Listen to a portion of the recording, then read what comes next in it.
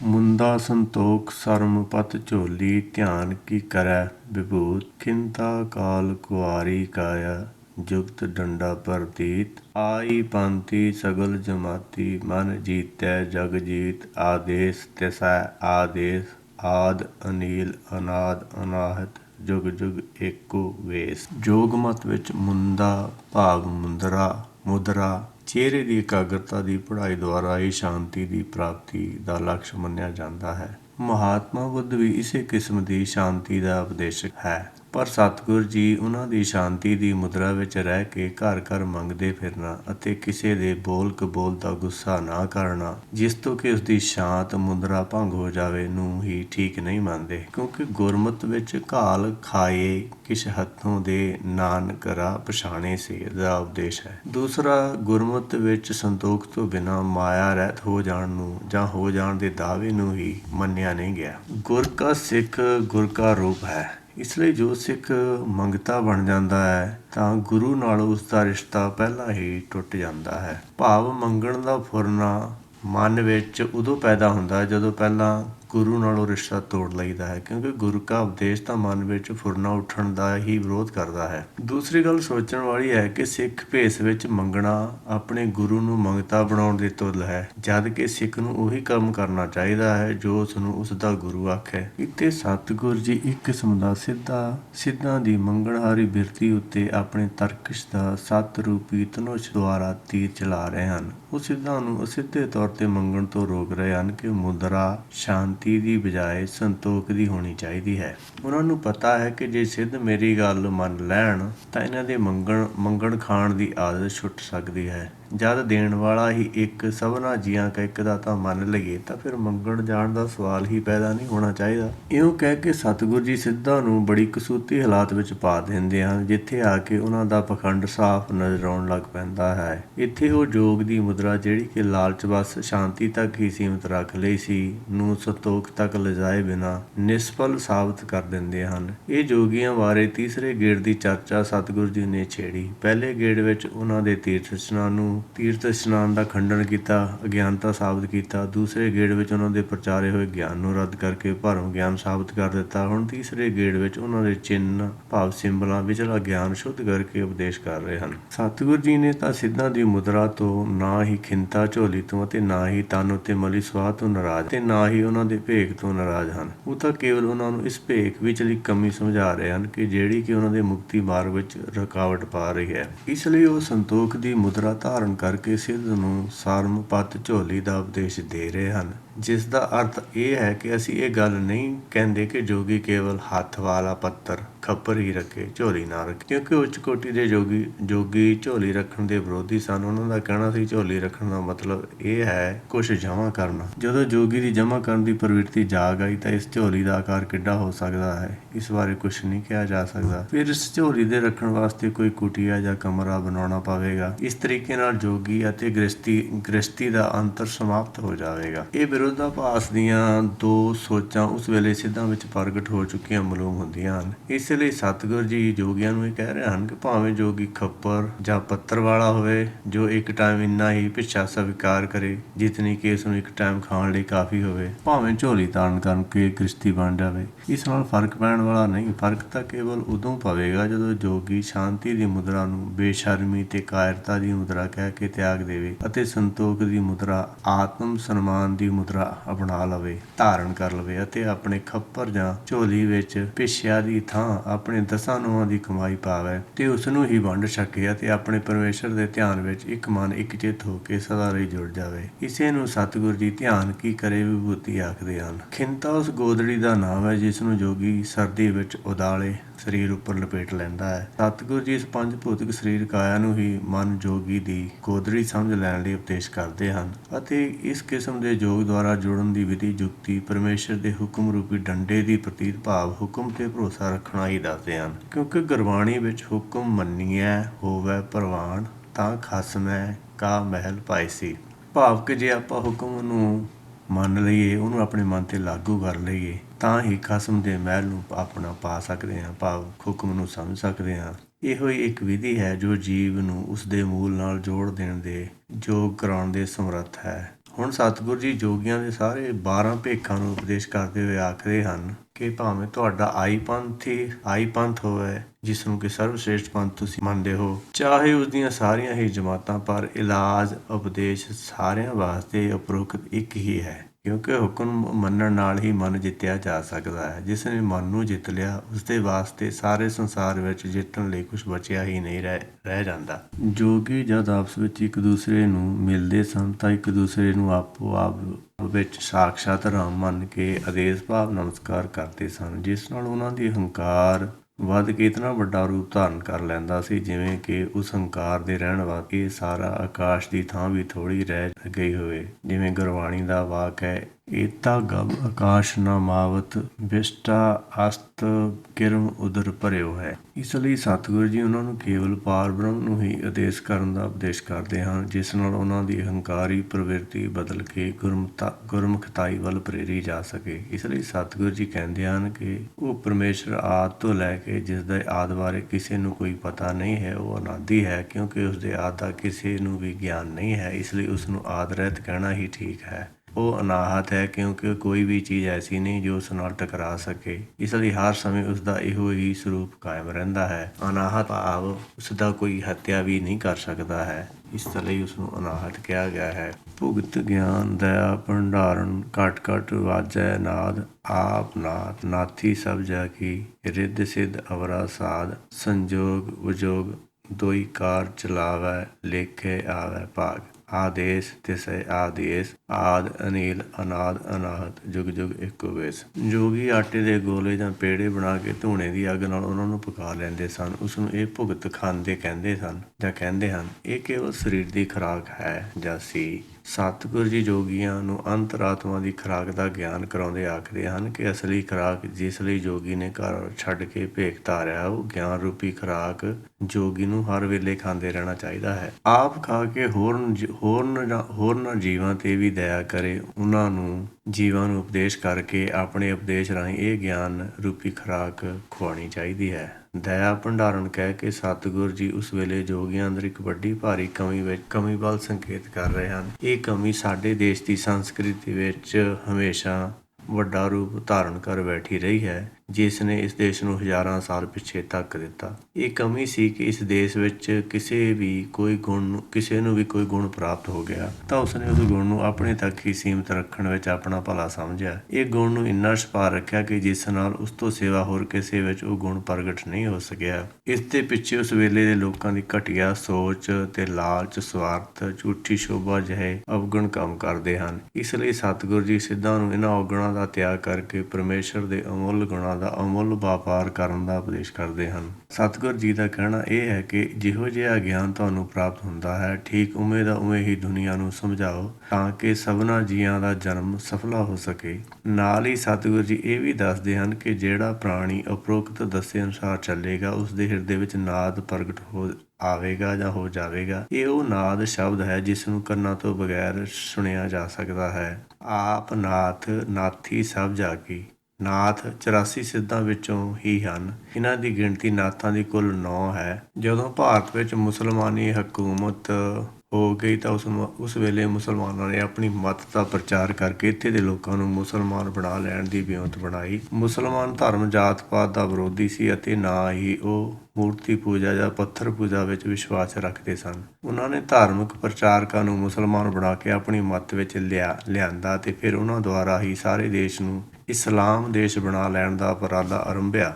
ਲਾਲਚ ਦੇ ਕੇ, ਸਮਝਾ ਕੇ ਜਾਂ ਫਿਰ ਧਮਕਾ ਕੇ ਜਿਹੜੇ ਵੀ ਤਰੀਕੇ ਨਾਲ ਉਹ ਕਾਮਯਾਬ ਹੋ ਜਾਣ ਉਹੀ ਵਰਤਿਆ। ਇਸੇ ਦੌਰਾਨ ਸਿੱਧਾਂ ਨਾਲ ਮੁਸਲਮਾਨ ਧਰਮ ਨੂੰ ਪ੍ਰਚਾਰਨ ਲਈ ਗੱਲਬਾਤ ਚਲਾਈ। ਕਾਫੀ ਸਾਰੇ ਸਿੱਧ ਜਿਹੜੇ ਆਪਣੇ ਧਰਮ ਦਾ ਤਿਆਗ ਕਰਨ ਨਾਲੋਂ ਮਰ ਜਾਣਾ ਚੰਗਾ ਸਮਝਦੇ ਸੀ, ਆਪਣੇ ਸਥਾਨ ਛੱਡ ਕੇ ਪਹਾੜਾਂ ਵਿੱਚ ਜਾ ਵਸੇ, ਜਿੱਥੇ ਹਿੰਦੂ ਰਾਜੇ ਰਾਜ ਕਰਦੇ ਸੀ। ਇਹ ਦੇਖ ਕੇ ਮੁਸਲਮਾਨੀ ਹਕੂਮਤ ਨੇ ਆਪਣਾ ਸਖਤ ਰੁਖ ਤਿਆਗ ਕੇ ਨਰਮ ਰੁਖ ਅਪਣਾ ਲਿਆ। ਇਸ ਨਵੇਂ ਰੁਖ ਅਨੁਸਾਰ ਸਿੱਧਾਂ ਨੂੰ ਇੱਕ ਗੱਲ ਮੁਸਲਮਾਨ ਧਰਮ ਦੀ ਮੰਨ ਲੈਣ ਲਈ ਅਤੇ ਦੂਸਰੀ ਸਿੱਧਾਂ ਦੇ ਆਪਣੇ ਧਰਮ ਦੀ ਰੱਖ ਲੈਣ ਲਈ ਸਹਿਮਤੀ ਹੋ ਗਈ। ਇਹ ਸਹਿਮਤੀ ਇਸ ਪ੍ਰਕਾਰ ਦੀ ਸੀ ਕਿ ਬਾਹਰੀ ਸਰੀਰਕ ਭੇਖ ਸਿੱਧ ਆਪਣਾ ਜਿਉਂਦਾ ਤਿਉਂ ਰੱਖਣਗੇ ਅਤੇ ਪ੍ਰਚਾਰ ਇਸਲਾਮ ਮਤ ਦਾ ਹੀ ਕਰਨਗੇ। ਉਹ ਆਇਤਾਂ ਪੜ੍ਹਨਗੇ, ਕਿਤਾਬਾਂ ਪੜ੍ਹਨਗੇ, ਪਰ ਰੋਜ਼ੇ ਅਤੇ ਨਮਾਜ਼ ਤੋਂ ਉਹਨਾਂ ਨੂੰ ਛੋਟ ਹੋਵੇਗੀ। ਹੋਰ ਤੀਰਥ ਆਦਿ ਉਹ ਆਪਣੇ ਪਹਿਲੇ ਹੀ ਤਰੀਕਿਆਂ ਅਨੁਸਾਰ ਕਰਦੇ ਰਹਿਣਗੇ। ਜਿਨ੍ਹਾਂ ਸਿੱਧਾਂ ਨੇ ਇਸਲਾਮ ਮਤ ਨਾਲ ਇਹ ਸਾਂਝ ਪਾਉਣੀ ਮੰਨ ਲਈ, ਉਹਨਾਂ ਦੀ ਗਿਣਤੀ ਕੇਵਲ 9 ਹੀ ਸੀ। ਇਹਨਾਂ ਨੂੰ 9 ਸਿੱਧ ਹੀ ਵੱਖਰੇ ਹੋਣ ਕਰਕੇ ਇਹ ਨਾਥ ਕਹਿਲਾਏ।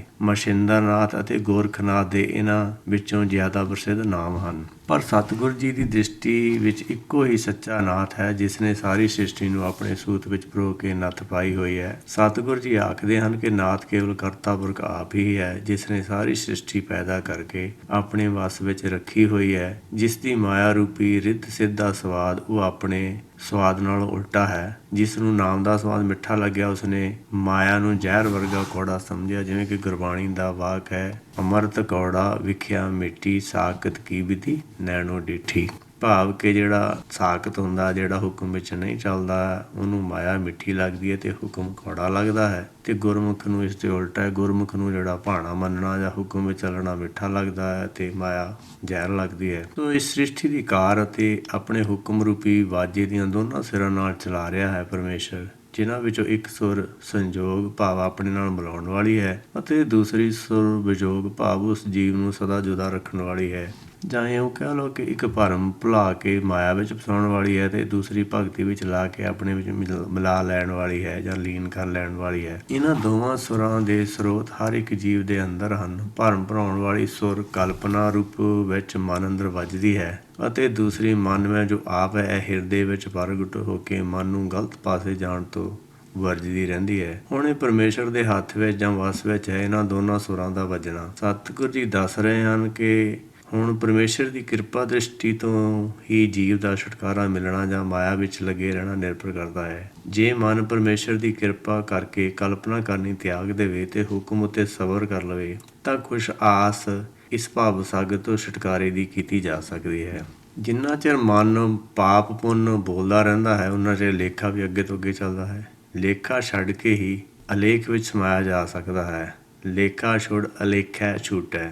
ਪਰਮੇਸ਼ਰ ਆਪ ਅਲੇਖ ਹੈ। ਲੇਖਾ ਰੱਖਣ ਵਾਲਾ ਜੀਵ ਆਪਣੀ ਗਲਤੀ ਨਾਲ ਹੀ ਉਸ ਤੋਂ ਅਲੱਗ ਬੈਠਾ ਰਹਿੰਦਾ ਹੈ, ਜਿੰਨਾ ਚਿਰ ਉਹ ਇਹ ਨਾ ਸਮਝ ਲਵੇ ਕਿ ਇਹ ਲੇਖਾ ਹੀ ਉਸਦੇ ਅਤੇ ਪਰਮੇਸ਼ਰ ਦੇ ਵਿਚਾਲੇ ਕੂੜ ਦੀ ਕੰਧ ਹੈ। ਇਸ ਕਰਕੇ ਆਦੇਸ਼ ਭਾਵ ਨਮਸਕਾਰ ਉਸ ਪਰਮੇਸ਼ਰ ਨੂੰ ਹੀ ਕਰੀਏ ਜਿਸ ਦੇ ਆਦਿ ਦਾ ਕਿਸੇ ਨੂੰ ਵੀ ਪਤਾ ਨਹੀਂ ਹੈ, ਜਾਂ ਇਉਂ ਕਹਿ ਲਓ ਕਿ ਉਸਦਾ ਕੋਈ ਆਦਿ ਨਹੀਂ ਹੈ। ਉਸ ਨੂੰ ਕੋਈ ਸਰਵ ਵਿਆਪਕ ਹੋਣ ਤੋਂ ਰੋਕ ਨਹੀਂ ਸਕਦਾ। ਉਹ ਸਾਰੀ ਸ੍ਰਿਸ਼ਟੀ ਵਿੱਚ ਰਮਿਆ ਹੋਇਆ ਹੈ, ਓਤ ਪੋਤ ਹੈ। ਸਾਰੇ ਯੁੱਗਾਂ ਵਿੱਚ ਉਸ ਦਾ ਇੱਕੋ ਹੀ ਰੂਪ, ਇੱਕੋ ਹੀ ਰਸ ਵਿਆਪਕ ਹੈ। ਉਸ ਉੱਤੇ ਸਮੇਂ ਦਾ ਕੋਈ ਪ੍ਰਭਾਵ ਨਹੀਂ ਹੈ ਜਾਂ ਨਹੀਂ ਪੈ ਸਕਦਾ ਹੈ। ਏਕਾ ਮਾਈ ਜੁਗਤੀ ਵਿਆਈ ਤਿਨੀ ਚੇਲੇ ਪ੍ਰਵਾਨ, ਇੱਕ ਸੰਸਾਰੀ ਇੱਕ ਭੰਡਾਰੀ ਇੱਕ ਲਾਇ ਦੀਵਾਨ। ਜਿਵ ਤਿਸ ਭਾਵੈ ਤਿਵੈ ਚਲਾਵੈ, ਜਿਵ ਹੋਵੇ ਫਰਮਾਨ ਉਹ ਵੇਖੈ ਉਹਨਾਂ ਨਜ਼ਰ ਨਾ ਆਵੈ, ਬਹੁਤਾ ਇਹੋ ਵਡਾਨ। ਆਦੇਸ ਤਿਸੈ ਆਦੇਸ ਆਦ ਅਨੀਲ ਅਨਾਦ ਅਨਾਥ, ਜੁਗ ਜੁਗ ਏਕੋ ਵੇਸ। ਸਭ ਤੋਂ ਪਹਿਲਾਂ ਪਰਮੇਸ਼ਰ ਨੇ ਇੱਕ ਮਾਇਆ ਪਵਨ ਰੂਪ ਵਿੱਚ ਪੈਦਾ ਕੀਤੀ। ਉਸ ਤੋਂ ਪਿੱਛੋਂ ਆਪਣੀ ਵਿਖਮ ਵਿਦਿਆ ਦੁਆਰਾ ਇਸ ਦੇ ਅਨੰਤ ਰੂਪ ਬਣਾ ਕੇ ਸ੍ਰਿਸ਼ਟੀ ਦੀ ਰਚਨਾ ਕੀਤੀ ਅਤੇ 84 ਲੱਖ ਜੂਨਾਂ ਵਿਚਲੇ ਸਾਰੇ ਜੀਵਾਂ ਨੂੰ ਆਪਣੇ ਚੇਲੇ ਪੁੱਤਰ ਮੰਨ ਕੇ ਇਹਨਾਂ ਦੇ ਪਾਲਣ ਪੋਸ਼ਣ ਅਤੇ ਹਰ ਪ੍ਰਕਾਰ ਦੀ ਦੇਖਭਾਲ ਦੀ ਜ਼ਿੰਮੇਵਾਰੀ ਆਪਣੇ ਜਿੰਮੇ ਲੈਣੀ ਕੀਤੀ। ਇਹਨਾਂ ਵਿੱਚੋਂ ਕੁਝ ਜੀਵਾਂ ਦੇ ਅੰਦਰ ਆਪ ਵਸ ਕੇ ਜਾਂ ਬੈਠ ਕੇ ਸੰਸਾਰ ਦਾ ਰੂਪ ਧਾਰਨ ਕਰ ਲਿਆ ਤੇ ਕਿਤੇ ਭੰਡਾਰੀ ਦੇ ਰੂਪ ਵਿੱਚ ਪ੍ਰਗਟ ਹੋ ਬੈਠਾ। ਕੁਝ ਜੀਵਾਂ ਵਿੱਚ ਦੂਸਰੇ ਜੀਵਾਂ ਨੂੰ ਸੰਘਾਰ ਕਰਨ ਦੀ ਪ੍ਰਵਿਰਤੀ ਨੂੰ ਭਾਰੂ ਕਰਕੇ ਕਾਲ ਰੂਪ ਬਣ ਬੈਠਾ। ਪਰ ਇਹਨਾਂ ਜੀਵਾਂ ਦੇ ਆਪਣੇ ਵਸ ਵਿੱਚ ਤਾਂ ਕੁਝ ਹੀ ਨਹੀਂ, ਕਿਉਂਕਿ ਜੀਵਾਂ ਦੇ ਅੰਦਰ ਬੋਲਣ ਵਾਲੀਆਂ ਦੋਵੇਂ ਸੁਰਾਂ ਦਾ ਸੰਚਾਲਨ ਪਰਮੇਸ਼ਰ ਦੇ ਆਪਣੇ ਹੱਥ ਵਿੱਚ ਹੈ। ਇਸ ਕਰਕੇ ਜੀਵ ਉਵੇਂ ਹੀ ਵੱਜਦੇ ਹਨ ਜਿਵੇਂ ਪ੍ਰਭੂ ਆਪ ਇਹਨਾਂ ਨੂੰ ਬੁਲਾਉਂਦਾ ਹੈ। ਸ਼ੇਖ ਫਰੀਦ ਇਸ ਖਿਆਲ ਨੂੰ ਪ੍ਰਗਟ ਕਰਦੇ ਹੋਏ ਆਖਦੇ ਹਨ, ਫਰੀਦਾ ਦੂਣੀ ਵਜਾਈ ਵੱਜਦੀ ਤੂੰ ਵੀ ਵੱਜੇ ਨਾਲ। ਉਹ ਆਪਣੇ ਮਨ ਨੂੰ ਇਹ ਸਮਝਾ ਰਹੇ ਹਨ ਕਿ ਤੂੰ ਇਹ ਮਤ ਕਹਿ ਕਿ ਮੈਂ ਕੁਛ ਬੋਲਦਾ ਹਾਂ ਜਾਂ ਬੋਲ ਸਕਦਾ ਹਾਂ, ਕਿਉਂਕਿ ਸਾਰੀ ਦੁਨੀਆ ਦੇ ਜੀਵ ਤਾਂ ਉਸਦੇ ਬੁਲਾਏ ਹੀ ਬੋਲਦੇ ਹਨ, ਜਿਨ੍ਹਾਂ ਵਿੱਚ ਤੂੰ ਵੀ ਸ਼ਾਮਲ ਹੈ। ਉਹਨਾਂ ਜੀਵਾਂ ਵਾਂਗ ਤੂੰ ਰਾਮ ਦਾ ਬੁਲਾਇਆ ਬੋਲ ਰਿਹਾ ਹੈ, ਕਿਉਂਕਿ ਸਾਰੇ ਘਟਾਂ ਵਿੱਚ ਰਾਮ ਹੀ ਬੋਲਦਾ ਹੈ। ਜਿਵੇਂ ਕਿ ਗੁਰਬਾਣੀ ਦਾ ਗੁਰਵਾਕ ਹੈ, ਸਭੇ ਘਟ ਰਾਮ ਬੋਲੇ। ਇਸ ਤੋਂ ਵੱਡੀ ਗੱਲ ਜਿਹੜੀ ਸਤਿਗੁਰੂ ਜੀ ਨੂੰ ਦ੍ਰਿਸ਼ਟਮਾਨ ਹੋ ਰਹੀ ਹੈ ਉਹ ਇਹ ਹੈ ਕਿ ਪਰਮੇਸ਼ਰ ਦਾ ਸਾਰੇ ਜੀਵਾਂ ਦੀ ਦੇਖਭਾਲ, ਖਾਣ ਪੀਣ ਤੇ ਹਰ ਪ੍ਰਕਾਰ ਦੀ ਦੇਖ ਰੇਖ ਆਪ ਕਰ ਰਿਹਾ ਹੈ। ਪਰ ਇਹਨਾਂ ਜੀਵਾਂ ਨੂੰ ਇਸ ਗੱਲ ਦਾ ਉੱਕਾ ਹੀ ਕੋਈ ਗਿਆਨ ਨਹੀਂ। ਇਹ ਸਭ ਕੁਝ ਇਹਨਾਂ ਜੀਵਾਂ ਨੂੰ ਦਿਖਾਈ ਨਹੀਂ ਦੇ ਰਿਹਾ। ਇਸ ਲਈ ਤਾਂ ਇਹ ਆਪੋ ਤਾਪੀ ਵਿੱਚ, ਵੈਰ ਵਿਰੋਧ ਵਿੱਚ, ਲੋਭ ਮੋਹ ਵਿੱਚ, ਕਾਮ ਕ੍ਰੋਧ ਵਿੱਚ, ਈਰਖਾ ਦਵੈਸ਼ ਵਿੱਚ ਆਦਿ ਔਗਣਾਂ ਵਿੱਚ ਫਸੇ ਹੋਏ ਹਨ। ਪਰ ਜੇ ਇਹਨਾਂ ਨੂੰ ਪ੍ਰਭੂ ਦੇ ਹੁਕਮ ਦੀ ਸਮਝ ਆ ਜਾਵੇ ਤਾਂ ਇਹਨਾਂ ਦੇ ਸਾਰੇ ਅਵਗੁਣ ਆਪਣੇ ਆਪ ਹੀ ਛੁੱਟ ਜਾਣ। ਇਸ ਲਈ ਇਸ ਭੇਦ ਨੂੰ ਸਤਿਗੁਰ ਜੀ ਬਹੁਤਾ ਇਹੋ ਵਿਡਾਣ ਕਹਿ ਕੇ ਇਸ ਛੁਪੇ ਰਹੱਸ ਵੱਲ ਸੰਕੇਤ ਕਰ ਰਹੇ ਹਨ। ਇਸ ਰਹੱਸ ਦੀ ਵਡਿਆਈ ਤੋਂ ਪ੍ਰਭਾਵਿਤ ਹੋ ਕੇ ਉਹ ਜੋਗੀਆਂ ਨੂੰ ਕੇਵਲ ਉਸ ਪ੍ਰਭੂ ਪਾਰਬ੍ਰਹਮ ਨੂੰ ਹੀ ਆਦੇਸ਼ ਭਾਵ ਨਮਸਕਾਰ ਕਰਨ ਲਈ ਆਖਦੇ ਹਨ, ਜਿਸ ਦਾ ਸਾਨੀ ਸੰਸਾਰ ਵਿੱਚ ਹੋਰ ਕੋਈ ਸਤਿਗੁਰ ਜੀ ਨੂੰ ਨਜ਼ਰ ਨਹੀਂ ਆ ਰਿਹਾ। ਇਸ ਲਈ ਸਭ ਤੋਂ ਉੱਚੀ ਹਸਤੀ, ਜਿਸ ਦੇ ਹੱਥ ਵਿੱਚ ਸਾਰੇ ਜੀਵਾਂ ਦੀ ਵਾਗਡੋਰ ਹੈ, ਨੂੰ ਹੀ ਆਦੇਸ਼ ਕਰਨ ਦੀ ਸਲਾਹ ਦਿੰਦੇ ਹਨ। ਆਸਣ ਲੋਏ ਲੋਏ ਭੰਡਾਰ, ਜੋ ਕੁਛ ਪਾਇਆ ਸੋ ਏਕਾ ਵਾਰ। ਕਰ ਕਰ ਵੇਖੈ ਸਿਰਜਣਹਾਰ, ਨਾਨਕ ਸੱਚੇ ਕੀ ਸਾਚੀ ਕਾਰ। ਆਦੇਸ਼ ਤਿਸੈ ਆਦੇਸ਼, ਆਦਿ ਅਨੀਲ ਅਨਾਦ ਅਨਾਹਤ, ਜੁਗ ਜੁਗ ਏਕੋ ਵੇਸ। ਪਰਮੇਸ਼ਰ ਦੀ ਜੋਤ ਸਾਰੇ ਜੀਵਾਂ ਅੰਦਰ ਬਿਰਾਜਮਾਨ ਹੈ। ਸਭ ਦੇ ਅੰਦਰ ਉਸੇ ਦਾ ਹੀ ਚਾਨਣ ਹੈ। ਸਭ ਮੈਂ ਜੋਤ ਜੋਤ ਹੈ ਸੋਏ, ਤਿਸ ਦੇ ਚਾਨਣ ਸਭ ਮੈਂ ਚਾਨਣ ਹੋਏ। ਹਰ ਹਿਰਦੇ ਵਿੱਚ ਉਸ ਦਾ ਆਸਣ ਹੈ। ਹਰ ਇੱਕ ਜੀਵ ਨੂੰ ਗਿਆਨ ਰੂਪੀ ਚਾਨਣ ਪਰਮੇਸ਼ਰ ਦੇ ਚਾਨਣ ਤੋਂ ਹੀ ਮਿਲ ਰਿਹਾ ਹੈ। ਸਾਰੇ ਜੀਵਾਂ ਦੀਆਂ ਲੋੜਾਂ ਦਾ ਖਜ਼ਾਨਾ ਇੱਕੋ ਵੇਰੀ ਰਚਣ ਵੇਲੇ ਹੀ ਸ੍ਰਿਸ਼ਟੀ ਵਿੱਚ ਪਾ ਦਿੱਤਾ ਹੈ। ਉਸ ਤੋਂ ਬਾਅਦ ਹੁਣ ਤੱਕ ਜੀਵ ਪੈਦਾ ਹੁੰਦੇ ਹਨ, ਖਾਂਦੇ ਹਨ, ਪਹਿਨਦੇ ਹਨ ਤੇ ਵਰਤਦੇ ਹਨ, ਪਰ ਇਹ ਖਜ਼ਾਨਾ ਕਦੇ ਨਾ ਮੁੱਕਣ ਵਾਲਾ ਬਣਿਆ ਹੈ। ਜਿੰਨਾ ਚਿਰ ਮਰਜ਼ੀ ਇਹ ਰਚਨਾ ਦੀ ਖੇਡ ਚੱਲਦੀ ਰਹੇ, ਇੱਕੋ ਹੀ ਵਾਰ ਪ੍ਰਭੂ ਦੀ ਪਾਈ ਹੋਈ ਬਸਤੀ ਨੂੰ ਜੀਵ ਕਦੇ ਮੁਕਾ ਨਹੀਂ ਸਕਦੇ। ਸਿਰਜਣਹਾਰਾ, ਸ੍ਰਿਸ਼ਟੀ ਦੀ ਰਚਣਹਾਰਾ ਇਸ ਰਚਨਾ ਨੂੰ ਰਚ ਕੇ ਇਸ ਨੂੰ ਦੋ ਪੱਖਾਂ ਤੋਂ ਖੁਦ ਵੇਖ ਰਿਹਾ ਹੈ। ਐਸਾ ਗੁਰਮਤਿ ਦਾ ਮੰਨਣਾ ਹੈ। ਇੱਕ ਪੱਖ ਤਾਂ ਇਹ ਕਿ ਰਚਣਹਾਰੇ ਨੇ ਰਚਨਾ ਪੂਰੇ ਬ੍ਰਹਮੰਡ ਵਿੱਚ ਕਰੋੜਾਂ ਹੀ ਧਰਤੀਆਂ, ਸੂਰਜ, ਚੰਦ, ਤਾਰੇ, ਗ੍ਰਹਿ, ਨਛੱਤਰ ਹਨ। ਨਿਸ਼ਚਿਤ ਪੱਥਾਂ ਉੱਪਰ ਇੱਕ ਨਿਸ਼ਚਿਤ ਗਤੀ ਨਾਲ ਘੁੰਮ ਰਹੇ ਹਨ। ਇਸ ਖੇਡ ਵਿੱਚ ਇਤਨੀ ਜ਼ਿਆਦਾ ਇਕਸਾਰਤਾ ਤੇ ਇਕਸੁਰਤਾ ਹੈ ਕਿ ਰੱਤੀ ਜਿੰਨਾ ਵੀ ਵਿਘਨ ਪੈ ਜਾਣ ਨਾਲ ਇਹ ਸਾਰਾ ਬ੍ਰਹਮੰਡ ਆਪਸ ਵਿੱਚ ਟਕਰਾ ਕੇ ਨਸ਼ਟ ਹੋ ਸਕਦਾ ਹੈ। ਦੂਸਰਾ ਪੱਖ ਜੀਵਾਂ ਦੇ ਸੰਯੋਗ ਅਤੇ ਵਿਯੋਗ ਭਾਵ ਆਪਣੇ ਨਾਲ ਜੁੜਨ ਤੇ ਆਪਣੇ ਨਾਲੋਂ ਤੋੜਨ ਦਾ ਕੰਮ ਵੀ ਉਹ ਆਪ ਕਰ ਰਿਹਾ ਹੈ। ਸਾਰੇ ਜੀਵਾਂ ਦੇ ਅੰਦਰ ਬੈਠ ਕੇ ਹਰ ਇੱਕ ਦੇ ਅੰਦਰ ਦਾ ਭੇਤੀ ਬਣਿਆ ਹੋਇਆ ਹੈ। ਇੱਥੋਂ ਤੱਕ ਕਿ ਜੀਵਾਂ ਨੂੰ ਮਿਲੀ ਹੋਈ ਸ਼ਕਤੀ ਦਾ ਉਪਯੋਗ ਕਰ ਲੈਣਾ ਵੀ ਜੀਵਾਂ ਦੇ ਵੱਸ ਵਿੱਚ ਨਹੀਂ ਹੈ। ਫਰਮਾਨ ਹੈ, ਇਸਕਾ ਬਲ ਨਾਹੀ ਇਸ ਹਾਥ, ਕਰਨ ਕਰਾਉਣ ਸਰਬ ਕੋ ਨਾਥ। ਇਹ ਦੋਵੇਂ ਪ੍ਰਕਾਰ ਦੀ ਦੇਖਭਾਲ ਨੂੰ ਵਿਚਾਰਨ ਤੋਂ ਸਮਝ ਆਉਂਦੀ ਹੈ ਕਿ ਪੂਰੀ ਦੀ ਪੂਰੀ ਸ਼ਕਤੀ ਦਾ ਕੇਂਦਰ ਉਹ ਆਪ ਹੀ ਹੈ। ਭਾਵ ਸਾਰੀ ਦੀ ਸਾਰੀ ਸ਼ਕਤੀ ਸਤਾ ਹੀ ਪਰਮੇਸ਼ਰ ਵਿੱਚ ਕੇਂਦਰਤ ਹੈ। ਸਤਿਗੁਰ ਜੀ ਅੰਤ ਵਿੱਚ ਇਸ ਸੱਚੇ ਦੀ ਸਾਰੀ ਰਚਨਾ ਨੂੰ ਸੱਚੀ ਦੱਸਦੇ ਹਨ, ਜਿਸ ਤੋਂ ਉਹਨਾਂ ਦਾ ਭਾਵ ਹੈ ਕਿ ਜਿਹੜੇ ਲੋਕ ਇਸ ਰਚਨਾ ਨੂੰ ਸੁਪਨੇ ਦੀ ਰਚਨਾ ਵਜੋਂ ਮੰਨਦੇ ਹਨ, ਉਹਨਾਂ ਨਾਲ ਸਤਿਗੁਰ ਜੀ ਸਹਿਮਤ ਨਹੀਂ ਹਨ। ਇਸ ਲਈ ਉਸ ਸਤਾ ਦੇ ਕੇਂਦਰ ਨੂੰ ਉਦੇਸ਼ ਕਰਦੇ ਹੋਏ ਸਤਿਗੁਰ ਜੀ ਆਖਦੇ ਹਨ ਕਿ ਤੂੰ ਆਦ ਰਹਿਤ, ਗਿਣਤੀ ਮਿਣਤੀ ਤੋਂ ਰਹਿਤ, ਕਾਲ ਤੋਂ ਰਹਿਤ, ਸਰਬ ਸ਼ਕਤੀਮਾਨ, ਜੁਗਾਂ ਜੁਗਾਂ ਵਿੱਚ ਇੱਕ ਰੂਪ ਰਹਿੰਦਾ ਹੈ। ਇੱਕ ਦੂ ਜੀ ਪਉ ਲੱਖ ਹੋਹੈ, ਲੱਖ ਹੋਵੈ ਲੱਖ ਵੀਸ, ਲੱਖ ਲੱਖ ਗੇੜਾ ਆਖੀਐ, ਏਕ ਨਾਮ ਜਗਦੀਸ਼। ਏ ਤੇਰਾ ਪਤ ਪਵੜੀਆਂ, ਚੜ੍ਹੀਐ ਹੋਏ ਹਕੀਸ, ਸੁਣ ਗੱਲਾਂ ਆਕਾਸ ਕੀ, ਕੀਟਾ ਆਈ ਰੀਸ। ਨਾਨਕ ਨਦਰੀ ਪਾਈਐ, ਕੂੜੀ ਕੂੜੈ ਕੀਸ। ਜੇ ਮੇਰੀਆਂ ਜੀਵਾਂ ਇੱਕ ਤੋਂ ਵੱਧ ਕੇ ਲੱਖ ਹੋ ਜਾਣ, ਫਿਰ 1 ਲੱਖ ਜੀਵਾਂ 20 ਗੁਣਾ ਵੱਧ ਕੇ 20 ਲੱਖ ਹੋ ਜਾਣ, ਹਰ ਇੱਕ ਜੀਵ ਨਾਲ ਲੱਖ ਲੱਖ ਵਾਰੀ ਇੱਕ ਜਗਦੀਸ਼ ਭਾਵ ਜਗਤ ਦਾ ਈਸ਼ਵਰ ਦਾ ਨਾਮ ਉਚਾਰਨ ਕਰਾਂ, ਤਾਂ ਇਹ ਉਚਾਰਨ ਕੀਤੇ ਹੋਏ ਨਾਵਾਂ ਦੀ ਗਿਣਤੀ ਕਰਨੀ ਮੁਸ਼ਕਲ ਹੈ। ਪਰ ਕੁਝ ਲੋਕ ਇਸ ਰਸਤੇ ਨੂੰ ਵੀ ਪਤੀ ਪਰਮੇਸ਼ਰ ਤੱਕ ਪਹੁੰਚਣ ਦੀ ਪੌੜੀ ਸਮਝਦੇ ਹਨ। ਉਹਨਾਂ ਦਾ ਮੰਨਣਾ ਹੈ ਕਿ ਇੱਕ ਨਾਮ ਨੂੰ ਬਾਰ-ਬਾਰ ਰਟ ਕੇ ਪਰਮੇਸ਼ਰ ਦੀ ਪ੍ਰਾਪਤੀ, ਬ੍ਰਹਮ ਗਿਆਨ ਦੀ ਪ੍ਰਾਪਤੀ ਹੋ ਸਕਦੀ ਹੈ। ਪਰ ਉਹ ਇਹ ਨਹੀਂ ਸਮਝਦੇ ਕਿ ਗਿਆਨ ਤਾਂ ਕੇਵਲ ਪੜ੍ਹਨ ਸੁਣਨ ਤੋਂ ਹੀ ਹੁੰਦਾ ਹੈ। ਇਸ ਲਈ ਗੁਰਬਾਣੀ ਵਿੱਚ ਫਰਮਾਨ ਹੈ, ਆਇਓ ਸੁਣਨ ਪੜ੍ਹਨ ਕੋ ਬਾਣੀ। ਇਸ ਦਾ ਭਾਵ ਹੈ ਕਿ ਇਹ ਜੀਵ, ਇਹ ਰੱਬੀ ਬਾਣੀ ਜੋ ਤੈਨੂੰ ਵਿਸਰ ਗਈ ਹੈ, ਉਸ ਨੂੰ ਤੂੰ ਦੁਬਾਰਾ ਸੁਣ ਪੜ੍ਹ ਕੇ ਚੇਤੇ ਕਰਨ ਆਇਆ ਹੈ, ਸਿਮਰਨ ਕਰਨ ਆਇਆ ਹੈ। ਇਸ ਦੇ ਸਿਮਰਨ ਕਰਦੇ ਕਰਦੇ ਭਾਵ ਇਸ ਦੇ ਸੁਣਦੇ ਸੁਣਦੇ ਪੜ੍ਹਦੇ ਹੀ ਤੇਰਾ ਧਿਆਨ ਮਾਇਆ ਵਿੱਚੋਂ ਛੁੱਟ ਕੇ ਇਸ ਬਾਣੀ ਨਾਲ ਜੁੜ ਜਾਵੇਗਾ। ਜਦ ਤੱਕ ਧਿਆਨ ਇਸ ਨਾਲ ਜੁੜਿਆ ਰਹੇਗਾ, ਤਦ ਤੱਕ ਜੀਵਨ ਮੁਕਤ ਅਵਸਥਾ ਬਣੀ ਰਹੇਗੀ। ਇਹ ਰਸਤਾ ਗੁਰਮਤਿ ਦਾ ਹਰ ਕਾ ਮਾਰਗ ਹੈ। ਹਰ ਕੇ ਸੰਤ ਇਸੇ ਮਾਰਗ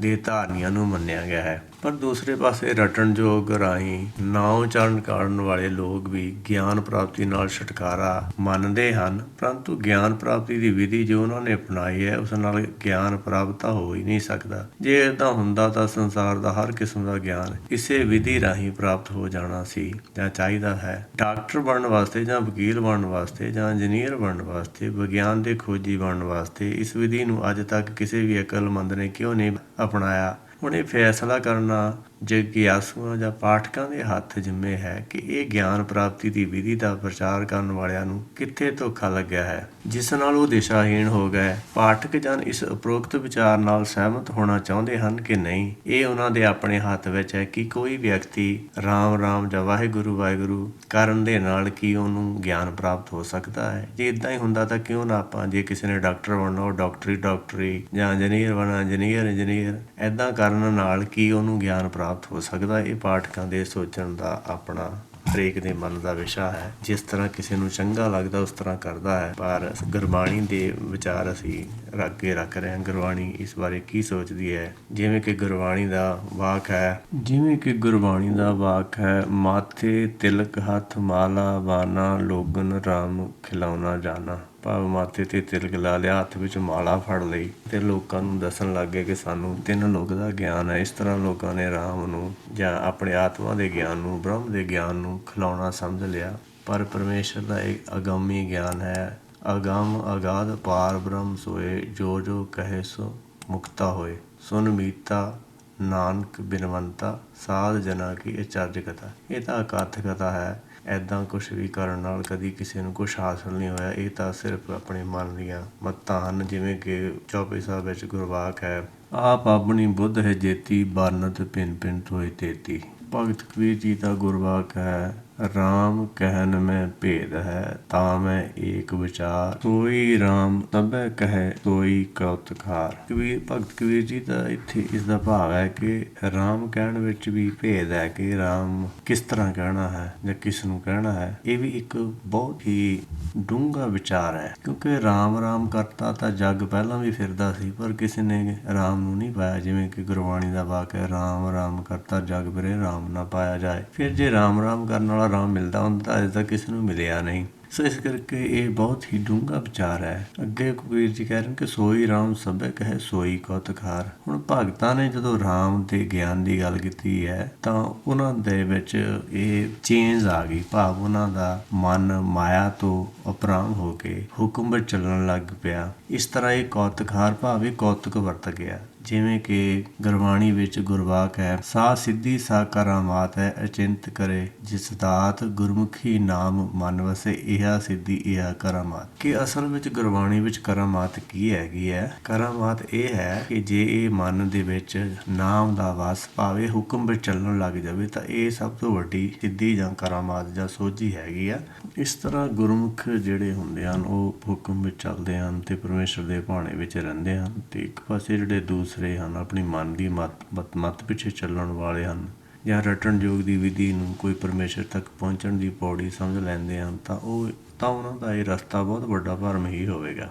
ਜਦੋਂ ਕਿ ਉਹ ਆਪਣੀਆਂ ਇਹਨਾਂ ਪੌੜੀਆਂ ਰਾਹੀਂ ਚੜ੍ਹ ਕੇ ਪਰਮੇਸ਼ਰ ਦੀ ਪ੍ਰਾਪਤੀ ਦੀ ਲਾਲਸਾ ਆਪਣੇ ਮਨ ਵਿੱਚ ਰੱਖਦਾ ਹੋਵੇ ਕਿ ਉਸ ਇੱਕ ਈਸ਼ਵਰ ਵਿੱਚ ਉਹ ਇੱਕਮੁੱਖ ਇਸ ਤਰੀਕੇ ਨਾਲ ਹੋ ਸਕਦਾ ਹੈ। ਇਸ ਤਰ੍ਹਾਂ ਦੀਆਂ ਹਵਾਈ ਗੱਪਾਂ ਮਾਰਨ ਵਾਲਿਆਂ ਦੀਆਂ ਗੱਲਾਂ ਸੁਣ ਕੇ ਬਹੁਤ ਸਾਰੇ ਭੋਲੇ ਭਾਲੇ ਲੋਕ ਇਹਨਾਂ ਦੀਆਂ ਗੱਲਾਂ ਵਿੱਚ ਆ ਕੇ ਇਹਨਾਂ ਦੇ ਪਿੱਛੇ ਲੱਗ ਜਾਂਦੇ ਹਨ ਅਤੇ ਇਸ ਗਲਤ ਰਸਤੇ ਚੱਲ ਪੈਂਦੇ ਹਨ। ਪਰ ਸਤਿਗੁਰ ਜੀ ਗੁਰਮਤਿ ਵਿਚਲਾ ਹਰ ਕਾ ਮਾਰਗ ਸਮਝਾਉਂਦੇ ਹੋਏ ਪਰਮੇਸ਼ਰ ਦੀ ਪ੍ਰਾਪਤੀ ਕੇਵਲ ਪਰਮੇਸ਼ਰ ਦੀ ਕਿਰਪਾ ਦੁਆਰਾ ਹੀ ਦੱਸਦੇ ਹਨ। ਉਹਨਾਂ ਦਾ ਮੰਨਣਾ ਹੈ ਕਿ ਬੰਦ ਖਲਾਸੀ ਭਾਣੇ ਹੋਏ, ਭਾਵ ਮਾਇਆ ਵਿੱਚ ਕੈਦ ਹੋ ਜਾਣਾ ਜਾਂ ਮਾਇਆ ਤੋਂ ਛੁੱਟ ਜਾਣਾ ਤਾਂ ਕੇਵਲ ਪਰਮੇਸ਼ਰ ਦੀ ਇੱਛਾ ਤੇ ਨਿਰਭਰ ਕਰਦਾ ਹੈ। ਜੇ ਇਹ ਜੀਵ ਆਪਣੇ ਮਨ ਦੀ ਮਰਜ਼ੀ ਛੱਡ ਦੇਵੇ ਤਾਂ ਪਰਮੇਸ਼ਰ ਦੇ ਹੁਕਮ ਵਿੱਚ ਚੱਲਣ ਲੱਗ ਜਾਵੇ ਤਾਂ ਇਸ ਦਾ ਇਹ ਛੁਟਕਾਰਾ ਹੋ ਸਕਦਾ ਹੈ। ਪਰ ਜੇ ਕੋਈ ਪੁਰਸ਼ ਇਹ ਐਲਾਨ ਕਰਦਾ ਫਿਰੇ ਕਿ ਮੁਕਤੀ ਦਿਵਾਉਣ ਵਿੱਚ ਮੈਂ ਕੁਛ ਮਦਦ ਕਰ ਸਕਦਾ ਹਾਂ ਜਾਂ ਮੈਂ ਮੁਕਤੀ ਦਵਾ ਸਕਦਾ ਹਾਂ, ਜਾਂ ਇਦੋਂ ਵੀ ਵੱਧ ਕੇ ਹੋਰ ਕੋਈ ਮਹਾਂਪੁਰਸ਼ ਇਹ ਕਹਿ ਦੇ ਕਿ ਮੁਕਤੀ ਮੈਂ ਹੀ ਦੇ ਸਕਦਾ, ਤਾਂ ਇਹ ਸਮਝ ਲੈਣਾ ਚਾਹੀਦਾ ਕਿ ਮਹਾਂਪੁਰਸ਼ ਕੇਵਲ ਹਵਾਈ ਗੱਲਾਂ ਕਰਨ ਵਿੱਚ ਤਾਂ ਪੂਰੀ ਤਰ੍ਹਾਂ ਮਾਹਰ ਹੈ ਪਰ ਅੰਦਰੋਂ ਕੂੜ ਕਪਟ ਨਾਲ ਭਰਿਆ ਹੋਇਆ ਹੈ।